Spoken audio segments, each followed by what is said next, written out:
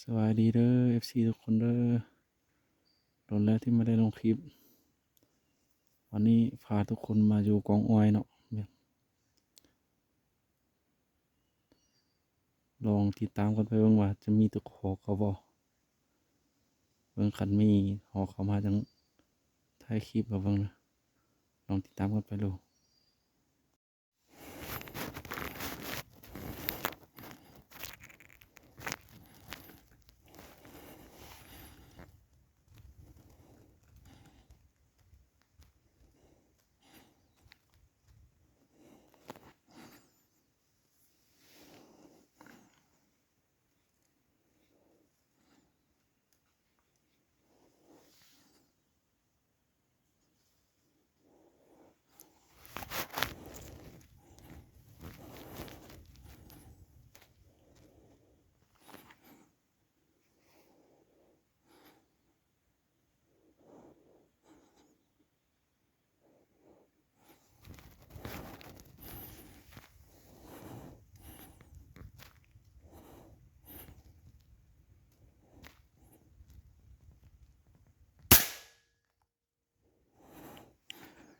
เรียบร้อยเนาะทุกคน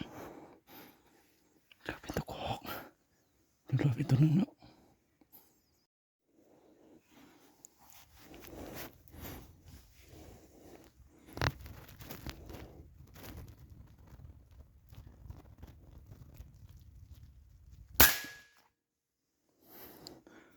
เรียบร้อยนะทุกคนเป็นตัวที่สองจะเอาไปก่อนเนาะ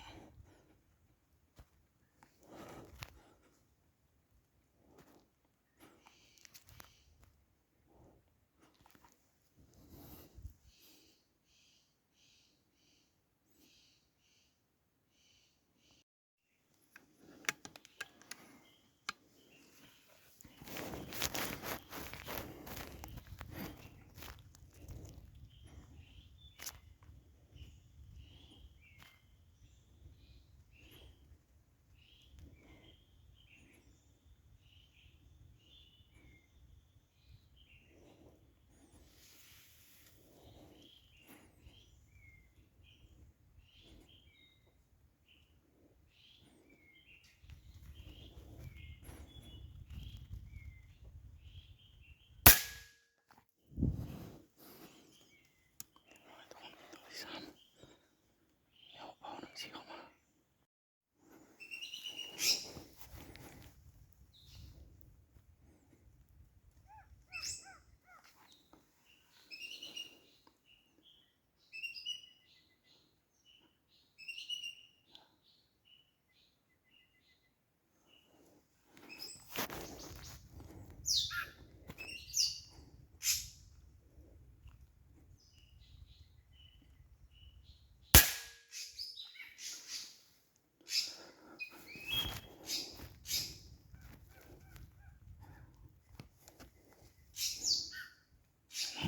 ทุกคน